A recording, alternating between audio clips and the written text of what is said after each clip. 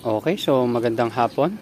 Ngayon ay alas 5 ng hapon, May 22. So medyo marami-rami tayong video kasi sinishare ko nga sa inyo yung mga setup ko, kung paano ako mag-prepare ng net caps, kung paano ako mag-prepare ng cockpit. Yun alam kong na-share ko recently. So ngayon, nagdidilig lang ako dito kasi yung mga tanglad ko dapat ganyan itsura nila, medyo malapad. So tingnan nyo yun dito. Ayun o. Yung tanglad ang nipis. Ayan. Hindi ko lang kung kita sa video pero manipis. Ayan o. Manipis siya. So ibig sabihin kulang siya sa tubig. So nagdilig lang tayo. Ayan. Mapansin nyo. Ayan. Hindi lang kita pero yan. Nagdidilig yan. Ayan o. Ayan. So, mostly, siguro issue din yan dun sa lupa. Kung mapansin nyo, ito, umangat na yung lupa ng iba. So, maliban dyan, ito, ayusin ko rin to. So, ililipat ko lang naman dito sa container natin para may mas malaki na tayong container. So, kung maalala nyo, meron din akong ganitong container dun sa taas, sa location 1 natin. So, nandito tayo ngayon sa location 2. So, yan, papakita ko lang sa inyo. Pero maliban dyan, so nakita nyo kanina, ito yung tanim natin. So 180 heads yan. Ng lettuce.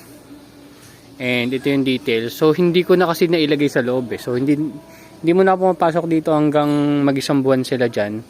Pero visual inspection lang tayo dito kung merong biglang namatay na hindi natin maintindihan kung bakit. Tapos titingnan din natin, although mahirap makita sa malayo kung meron silang mga insect or kung ano man. Lalo na yung trips. Ayoko kasi talagang trips. Pero nung nagtanim naman tayo dyan, walang kahit isang puno na nandyan or kahit anong lettuce. Talagang mga ano lang, natimpla nating tubig, ganyan. Tapos wala nang iba. Kailangan clear muna siya bago ako naglipat. So ito yung nandyan. Meron tayo, tinanim natin ng May 2. So Olmeti, Scamander, Parkhurst, Hydraulic. Yung hydraulic natin, konti lang yata yung hydraulic na natanim ko. Ito lang. Dito lang. May 4 lang dito. Kasi mostly na nakikita ko is Olmeti. Tapos nandito na rin yung Scamander tsaka Parkhurst. Kala ko madami ako natanim na hydraulic. Wala ata. Anyway, ganun talaga. So ito sorry, malabo pala kanina. So ito manual, manual dilig lang yan. Yung hose. Yan. Kasi hindi pa naka-setup din yung mga sprinkle. Pero kasi babaguhin din natin yan later on. Pero madali nang i-adjust yan. Gusto kong gamitin is yung mga malalaking container na. Kasi nga dito sa na-experience natin na pag ganyan lang sila kalalaki, isang araw lang tuyo na. Yan. Lalo na pag maliliit, katulad niyan. Tuyo na. So ito yung tinitingnan kong for benta natin, pero hindi katulad nung nakaraan na Monday pa lang. Kasi usually start ng harvest ko is Friday. Monday pa lang pwede na ako mag-release, or Wednesday, yan, pwede na mag-release. Pero ngayon, medyo maliliit kasi sila. Hindi ko sure kung dahil yan dun sa pH level. So itong dalawa na nandito, wala na rin. Yan yung may mga namatay. So hindi na rin naman lalaki na maayos yun. So yung mga tubig nila, pinandilig ko dyan. Hindi naman namatay. So maliban dyan, ito yung mga pak choy natin. So ito, 2 days indoor. Then nasa outdoor na sila. Nilipat ko na nung nailinis ko to. So ayan, pakita ko lang sa inyo. Try natin buksan.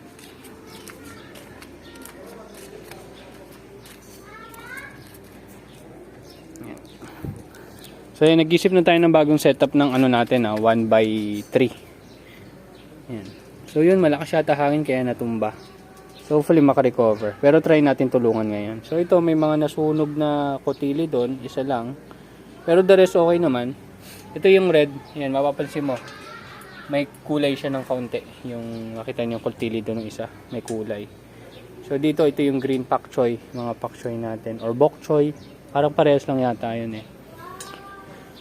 So, maliit pa to. So palagay ko, ayun pala yung pinakamalaki na sa dulo. Palagay ko, butin pa to ng... Siguro, tingnan natin kung Saturday makapag-release tayo. Pero madedelay talaga yan.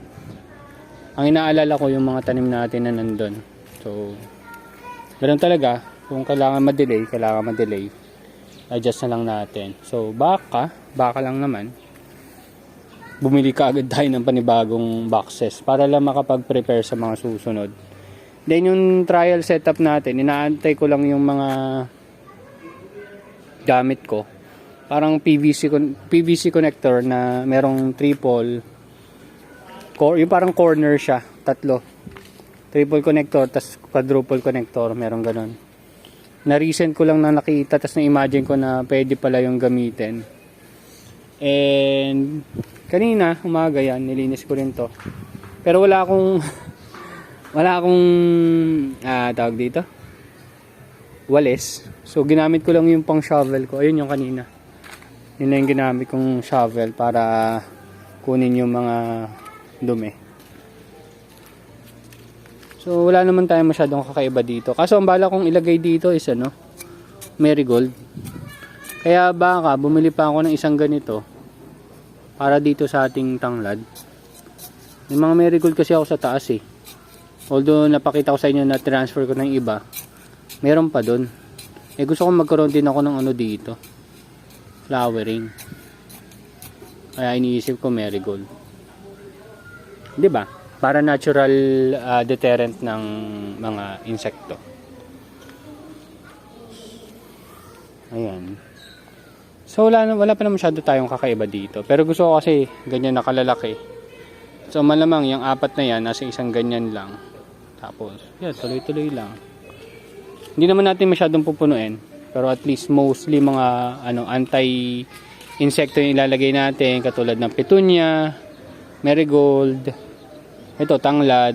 Ewan ko, pandan. Pandan, matagal ko lang pinaplano. Hindi ko pa rin naasikaso. Pero yon, kung maging okay man yung prototype natin, para baka gumawa na rin tayo ng metal. Kasi ngayon, ang magiging prototype natin is PVC lang muna. So, dito, 1 by 1. Hopefully, gumana siya. Then, magkakaroon din ng prototype para sa pang-display. Yung ini-imagine ko na double level na 9 tapos 9 sa first layer, 9 sa second layer. Double layer display siya na magagamit ko. Kasi mahirap dalhin tong box. At least yun, medyo 3x3 lang. Parang ganyan din. Pero 3x3 lang, hindi 3x5. 3x3 lang. Tapos double layer siya. So palagay ko mas magandang display yon, lalo na magkakaroon tayo ng pak choice sa susunod. So hopefully gumana. Nasa pa lang naman tayo. Nasa trial setup. Kasi yung previous setup natin doon na pang isang box, gagawin natin ngayon mas may pang dalawang box pero much improved na. Then yung taas niya, yung top niya, hindi ganyan. So gagamitin natin yung fiber rod ito. Yung fiber rod na ganyan, gagamitin natin as pinaka-support ng dome. So, iti-test natin in terms of yung lakas ng hangin, ganyan. So, hopefully gumana. May UV plastic pa naman yata ako dyan. Kung wala, order na lang talaga agad tayo. Yung, naman, styrobox, wala masyadong problema. Madali naman kausap si Cedric. Padali tayo magpa-deliver ng 4 kaagad yan. Kasi taga Rizal lang naman siya eh. Malapit lang naman to doon. Siguro mga 2-3 hours lang. Nandito na yung delivery. Pinapa-deliver lang naman via Lalamove. So wala pa naman sumablay, lahat naman goods pag namarating dito. Yun nga lang, pagdating dito, kailangan asikasihin ko agad, bubutasan. So malamang mag-video ko nun para makita nyo kung paano tayo magbutas. And sooner or later, baka mag-improve na rin tayo ng setup. Kasi inaasikaso rin natin yung DFT natin. Hindi ko sure kung magagawa ko siya by next week. Para may trial na tayo doon. Pero tingnan natin. So far, ayun, yun pa lang yung plano natin ngayon.